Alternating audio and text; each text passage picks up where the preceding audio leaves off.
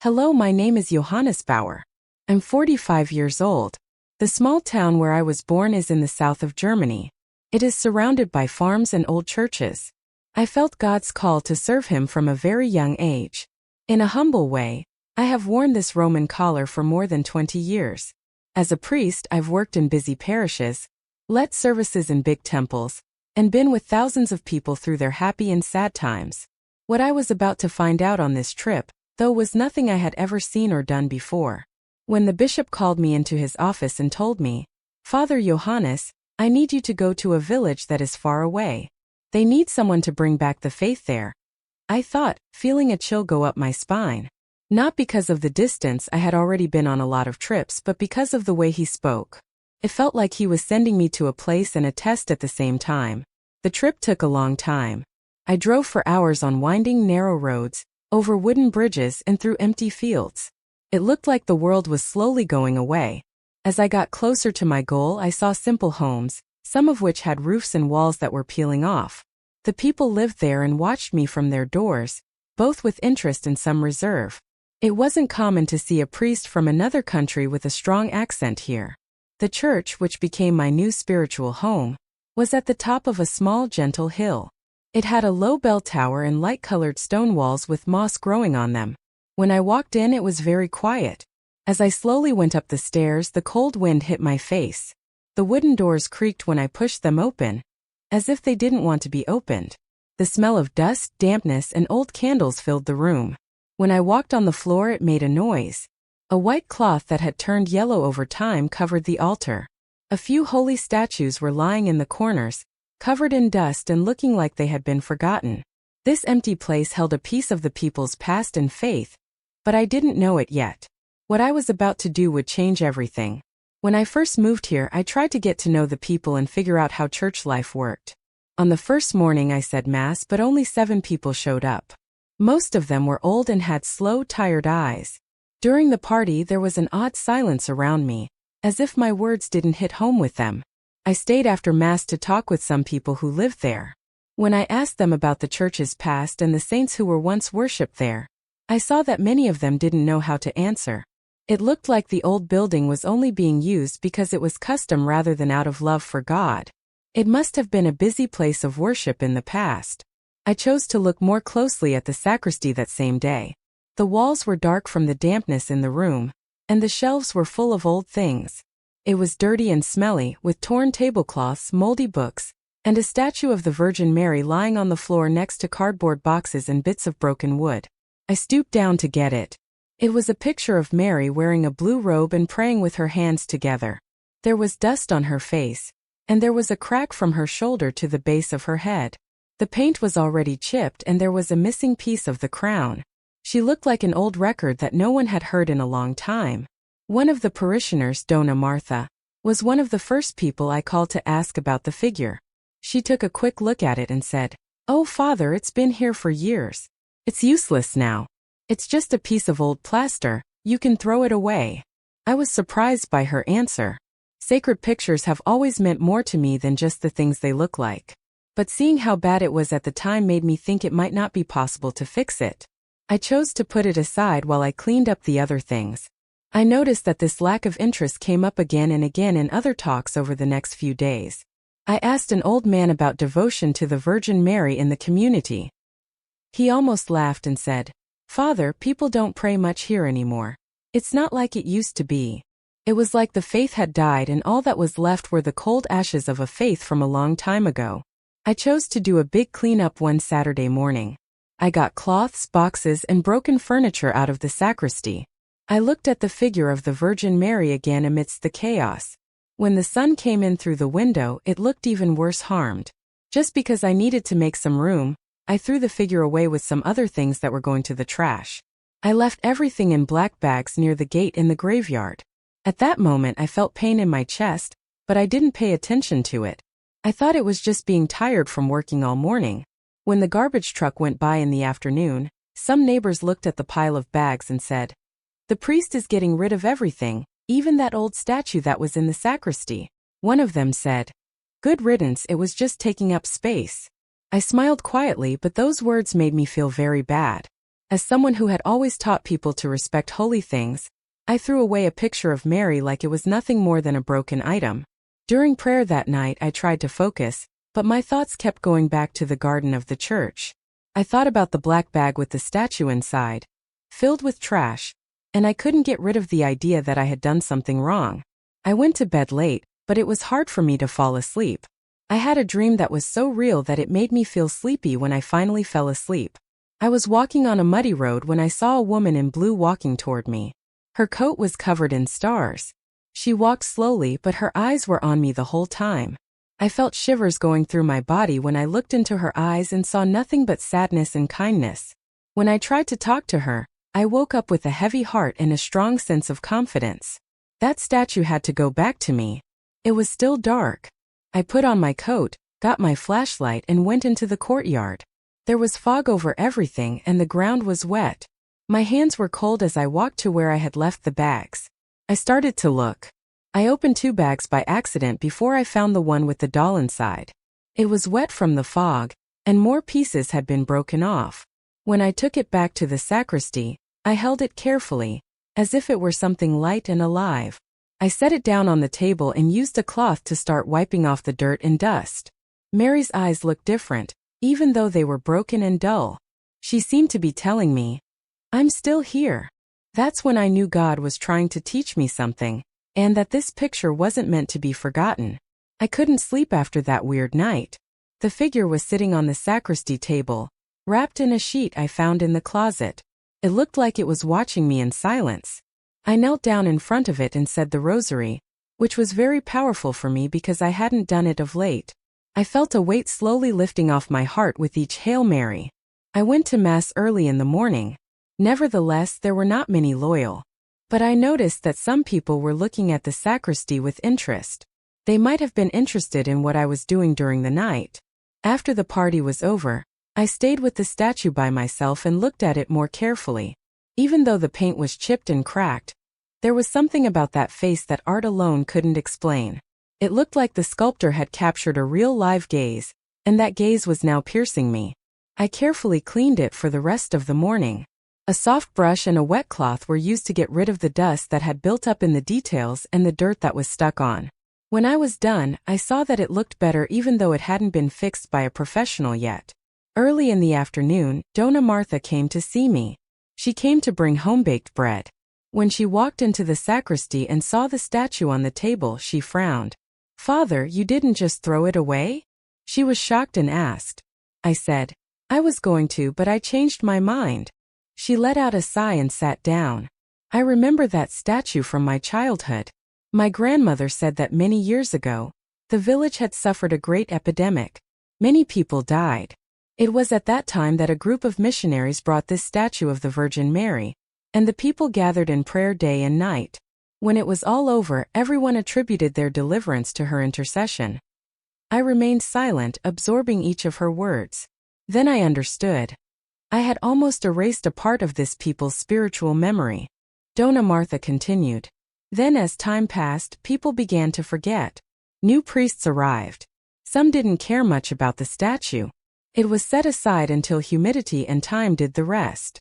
When she left, I kept thinking about the statue with a strong sense of modesty.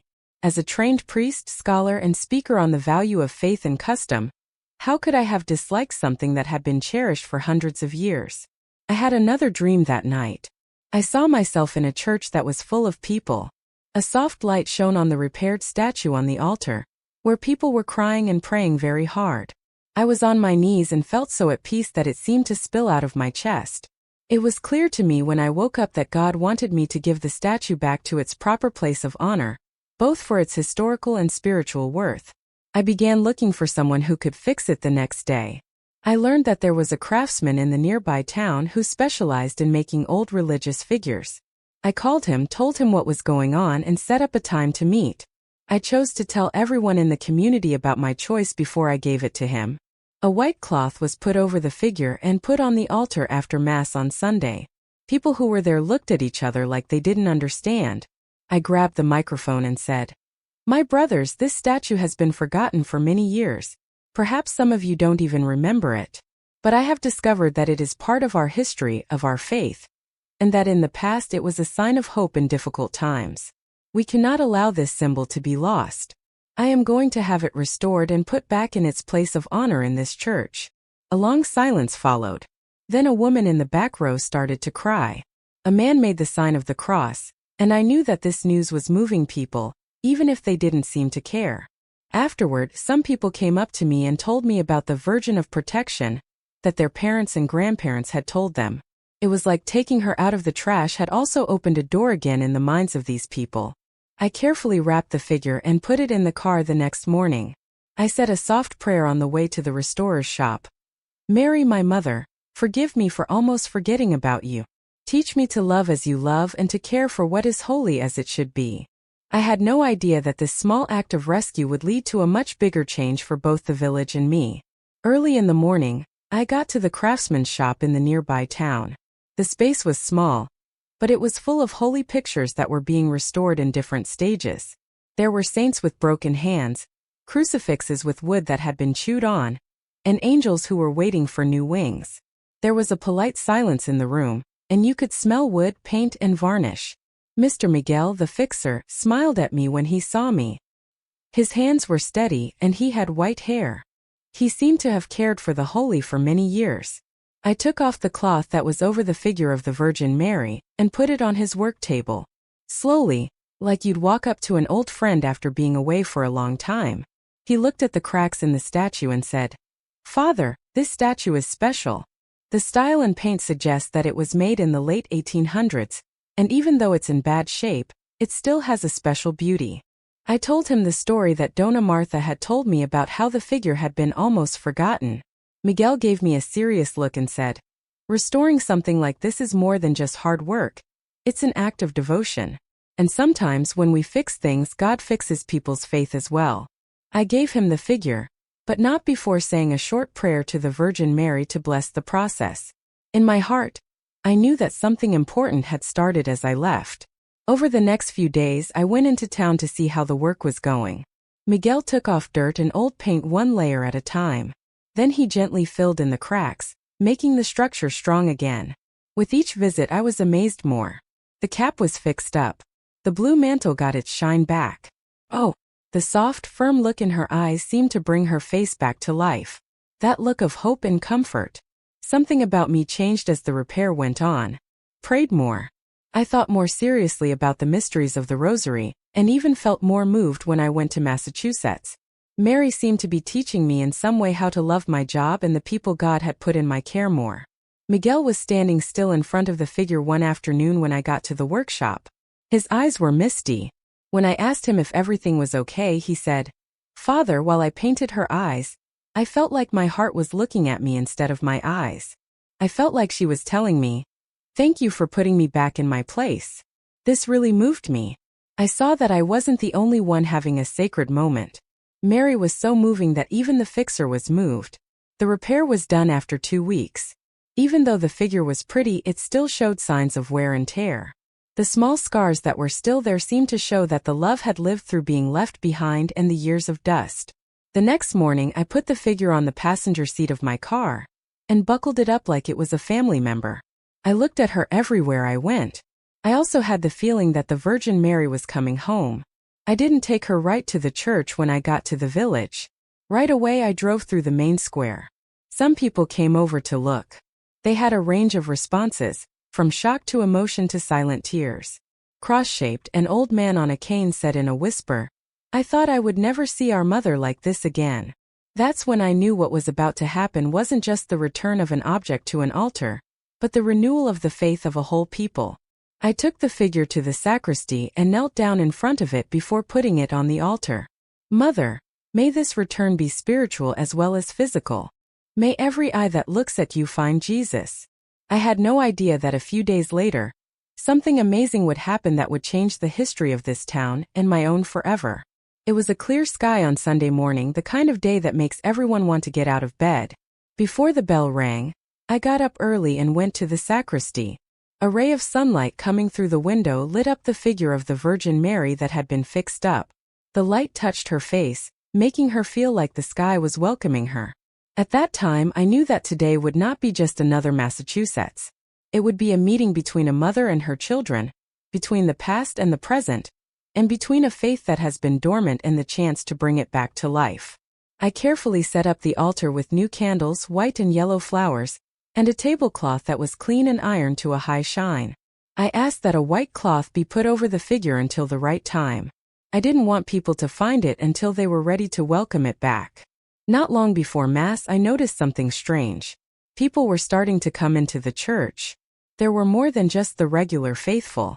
Family groups, young people who don't usually show up, and even people from nearby towns had all shown up. Some people knew that Our Lady of Protection was going back to the church. Some people came just because they were interested, but I knew that Mary was the one who had called them all. As Mass began, the makeshift band sang a simple song that had a power that seemed to lead to grace. During my sermon, I told everyone that we may wander from God at times, but He never leaves us. I talked about how Christians have always looked to Mary as a direction, and how many people have found their way back to the Son through her. Then the time came. I took the statue wrapped in the white cloth with a calm hand when I went to the sacristy. Everyone looked at me as I walked to the middle of the altar. I took a deep breath and took the cloth off. The church was filled with noise. Some people put their hands over their faces. Others knelt down right away. The statue was there, shining with joy. Her blue robe sparkled, and her soft eyes seemed to reach out and touch everyone there. For a moment, the flowers and candles around it made the light seem to shine brighter in the whole church. Brothers and sisters, I shook my head. This statue is not just a piece of painted plaster. It is a sign that Mary is with us. We are never alone and can always go back to God, which is what it means. There was a deep quiet. From the front row, Dona Martha then began to say the rosary out loud. Slowly, more and more people joined in, and soon the church was filled with the sound of Hail Marys. I saw something that made me shiver while everyone prayed. They used to hang out in the back and talk on the phone or chat, but now they were kneeling with their eyes on the figure. Parents were giving their kids hugs. Couples were looking at each other with deep feelings. Each heart felt like Mary was there in its own special way. After the Mass, I asked everyone to come forward for a moment of prayer. A line formed quickly. I saw rough hands touch the statue's base, tears fall on the mantle, and quiet smiles that said more than words could ever say. That day, I realized the statue had done more than just go back to the altar. In a way, it had come back to my heart as well as the hearts of the people. Soon after, though, something out of the blue would test my renewed faith and show me that Mary had not only come back to the village, but she was also living and present with us in a way that no one could deny. The sky changed its mood 3 days after the figure was put back on the altar. In the morning, thick fog came down from the hills, and the wind, which usually blew softly through the trees, sped up, as if it had important news to share. I was cleaning up the liturgical vestments in the sacristy when I heard the first drops of rain. They were loud and spread out, like drums calling for war. When I left the church through the side door, I saw dark clouds gather over the town. The people in the town ran for cover, putting their dirty clothes away and closing the shutters. The air smelled like wet dirt, and silver blades of lightning tore across the sky. I thought about how the houses around the temple and its old roof were very weak. I begged, "Mother, keep an eye on us." The storm got worse in the afternoon. The wind howled through the stained glass windows, and small streams of water ran down the steps at the front door. I checked the door locks and put buckets in places where water was dripping in as I went from room to room. The figure of the Virgin Mary on the altar looked like it had the peace of a spring sky. I thought it would be nice to have light, so I lit 2 candles in front of her. There was a knock on the door in the middle of the afternoon.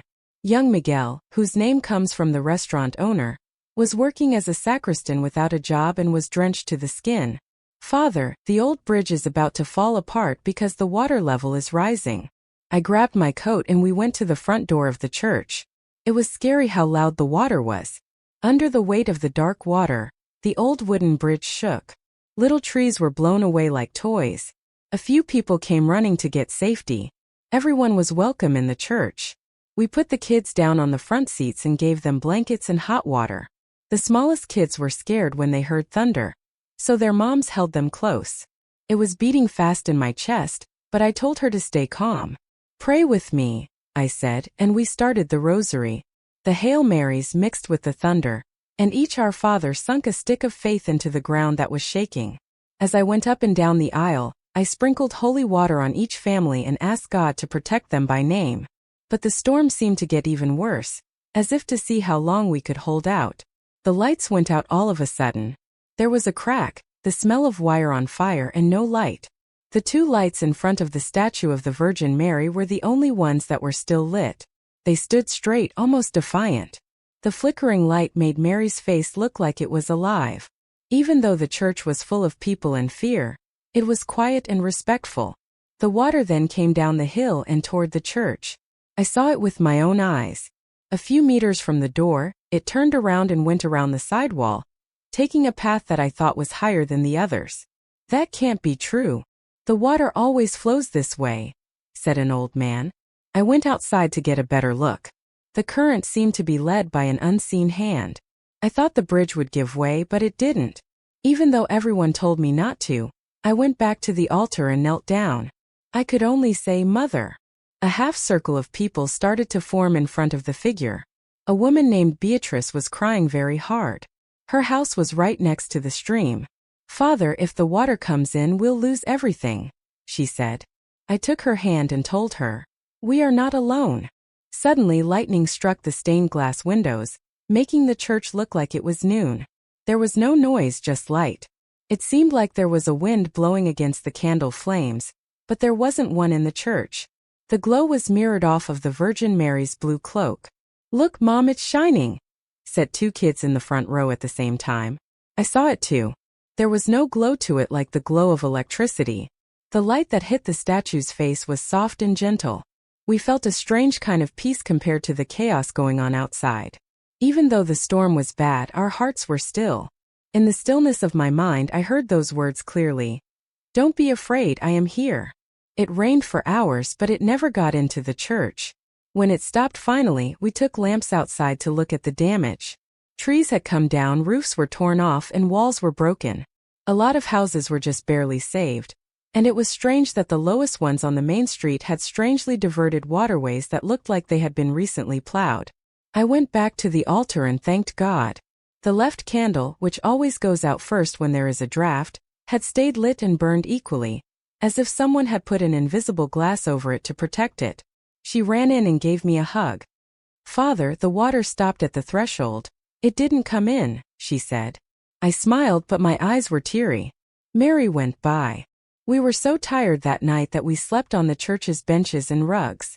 I took one last look at the figure before I closed my eyes.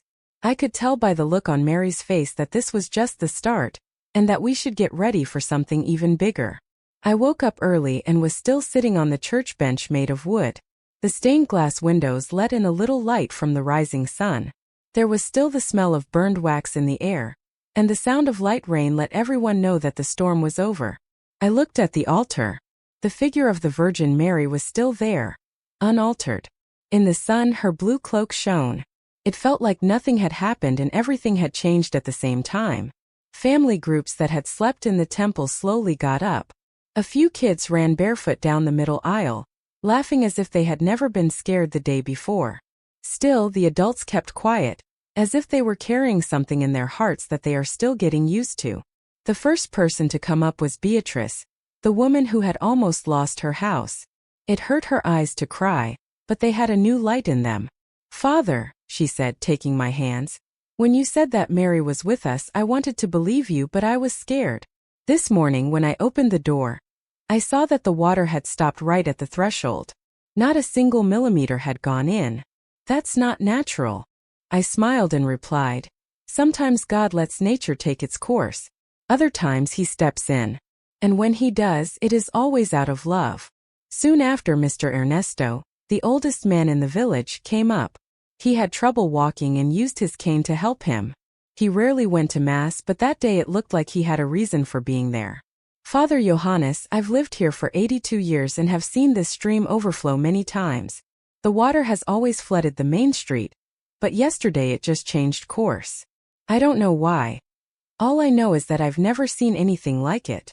As we talked, I saw other people come up to the statue but not to talk. They touched the bottom of it and walked their rosaries over the top.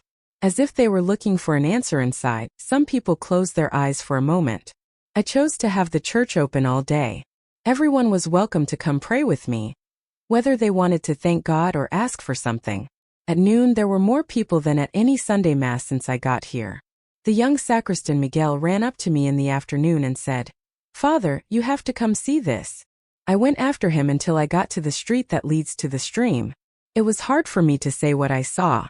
It looked like a new path had been made for the water, taking it away from the main street and straight to the field behind the town. A deep furrow had been carved into the ground. The line was so straight that it looked like it was built by engineers, but no one had been that way. During the storm, everyone was in the church. As soon as I got back with Miguel, I told everyone what we had seen. The response came right away. The rosary started on its own as a way to thank the Virgin Mary for protecting people. There were no long talks or big explanations. There was only prayer, as if everyone knew something very important had happened. At the end of the afternoon, a young pair who had never been involved in the parish came to see me. They told me, "Father, when the lights went out yesterday and only the candles stayed lit, we felt a huge sense of peace. We've decided to have our daughter baptized because we think it was a sign to go back to church." This really moved me. I already knew that the storm saved lives and homes, but now I saw that it also opened hearts that had been shut for years. I knelt by myself in front of the figure before the day ended. "Thank you for showing us that you haven't left us, Mother. I know I don't deserve to have seen what I saw. I woke up to find that I wasn't alone. Use me as you will to keep this flame alive." In silence, Dona Martha stood there and looked at the statue. She said, "Father, I always believed." But she didn't look at me. I saw that she was here yesterday. We left together and shut the church door. As we walked down the street, I felt like the air had changed. People were being nicer to each other. Some even said they would help their friends fix up the damage the storm did. It seemed like the town, which used to be lonely and uninterested, had learned again how important it is to work together. Before I went to sleep that night, I thought, the miracle wasn't just turning the water around. It turned people's hearts away from indifference and toward faith. But I didn't know yet that a few days later, another sign would come, even stronger and impossible to ignore. And this one would even attract visitors from outside the village, who came to see with their own eyes what Mary was doing in our little village. The days following the storm were marked by intense activity in the parish. People who had previously barely passed by the church now came every day to pray before the statue. Some brought flowers, others lit candles, and there were even those who simply stood in silence for a few minutes, gazing at Mary. I sensed that something profound was happening. What had begun as a simple gesture, saving a forgotten statue, had become a living flame of faith. And unbeknownst to me, that flame was about to be rekindled in an extraordinary way. One Friday morning, I was awakened by the insistent ringing of the church bell. I thought it was Miguel, the sacristan, calling me for an emergency. When I opened the door, I found him out of breath. "Father, you must come. It's about the statue." I ran to the church. The door was open and a dozen people were already there murmuring prayers. As I approached the altar, I noticed a subtle, sweet, floral scent that did not come from any of the flowers arranged there.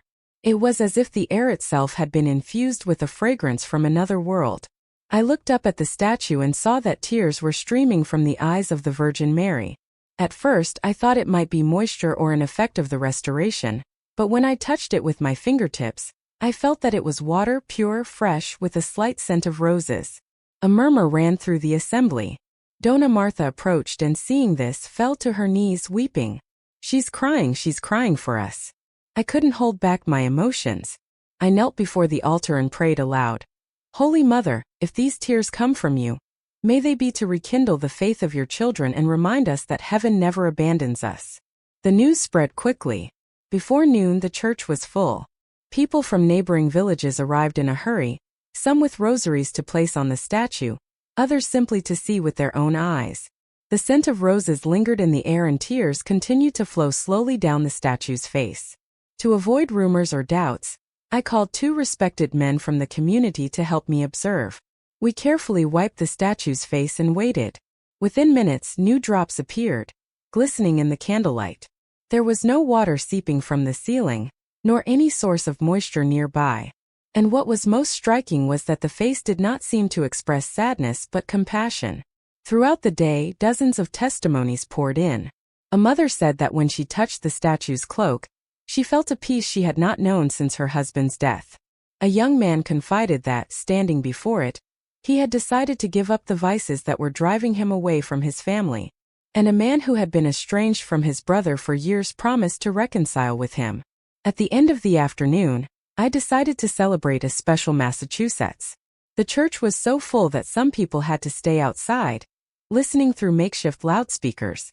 In my homily, I spoke of the wedding at Cana, when Mary interceded even before an explicit request was made. As at that feast, today she comes to us, reminding us that her heart is attentive and that there is still wine for our joy, I said, feeling that every word came not only from me but from God's inspiration. After Mass, many remained in prayer. Some knelt for hours, others sang Marian hymns.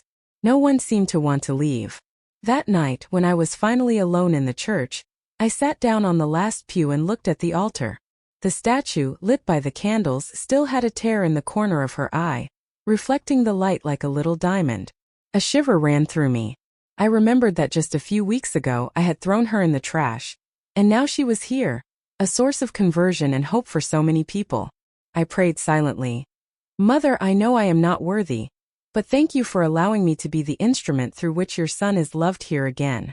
Before leaving, I noticed that despite the crowds during the day, the temple had remained clean and the candles were burning peacefully, without any draft. The scent of roses still lingered, and I had the distinct impression that this was not the end, but only a new stage on the path that Mary had prepared for us. The next day, the bishop would hear the news and come to the village in person. With him would come questions, investigations, and above all, a new wave of faith that would forever transform the history of this place. The Sunday following the bishop's visit dawned differently. Even before sunrise, I could already hear voices in the street, hurried footsteps, and the tinkling of small bells that some families had brought from their homes. The village was waking up in anticipation of a historic day, the first procession in decades in honor of the Virgin of Protection, as she was once again called. I had spent the night preparing the church. Fresh flowers adorned the altar and the statue of the Virgin Mary was crowned with delicate white roses. At her side, large candles burned silently, reflecting their light through the stained glass windows. I sat in front of her for a few minutes, simply to contemplate her. Mother, I whispered, may this procession be more than a celebration. May it mark the beginning of a new life for each of those who walk with you today. At 9 a.m. Mass began, the church full and the square packed. People had come from far and wide, some carrying banners, others large wooden rosaries. The improvised choir, with the voices of the community, sang Marian hymns that echoed through the narrow streets. In my homily, I spoke of Mary, silent and faithful, who always brings her children back to Christ, even when they have forgotten him. After Mass, the long-awaited moment arrived. With the help of a few men, we placed the statue on a richly decorated stretcher. 4 young men would carry it on their shoulders, and behind it we would all follow, praying and singing. The church bells rang out, announcing to the surrounding villages and hills that a special event was taking place. The procession made its way through the main streets. Children threw flower petals in front of the stretcher. The elders walked slowly but steadily. Entire families recited the rosary.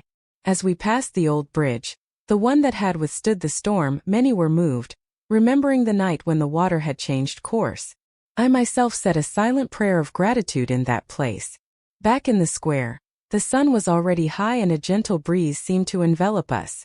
We placed the statue back on the altar and I asked everyone to remain silent for a minute. It was a living silence filled with faith and gratitude. Then together we recited the Salve Regina, and I saw that some were crying openly, without any embarrassment. At the end I climbed the steps of the altar and said, "My brothers, a few weeks ago this statue was forgotten, almost lost. But God, in His mercy, let it come back to us to show us that faith can be renewed even when it seems to have died. We didn't come here to admire Mary. She came to lead us to her Son. Remember this, the most amazing thing is not that the storm changed its path or that we saw tears. The greatest miracle is the change that begins within us when we open our hearts to God." These words were followed by spontaneous applause. But I knew that the real applause came from heaven, for the return of so many souls to prayer. In the days that followed, life in the village changed. The church was filled not only on Sundays, but also at weekday masses. The evening rosary became a habit and neighborly help grew. Young people began to get involved in catechism and estranged families were reunited. As for me, this episode taught me a lesson I will never forget. Very often, God hides in things and people we consider worthless. I almost lost the chance to see all this happen because in a moment of carelessness, I treated a sacred symbol as an object of no importance. But Mary, patient and loving, allowed me to make up for my mistake, and even to participate in the work that her Son wanted to accomplish here. Today, every time I enter the church and see the Virgin of Protection on the altar, I am reminded that faith is not nourished only by grand gestures, but also by small acts of care and love for what belongs to God. And I think of those words I once read in a monastery. What is sacred, even if broken, deserves to be restored. We ended that day with the feeling that something new had been born in the village. We did not know how long the scent of roses would last, or if the tears would return. But we were certain of one thing. Mary was there and would remain with us as long as there was an open heart to welcome her. And that's why every time I tell this story I say, don't let dust cover what God has already placed as a sign on your path. Because sometimes it's precisely when we think something is lost that heaven decides to surprise us. If this story touched your heart, comment with the word protection. Like this video, share it with someone who needs to renew their faith, and subscribe to the channel for more stories that strengthen the soul. See you next time, and remember, Mary never abandons those who welcome her into their hearts.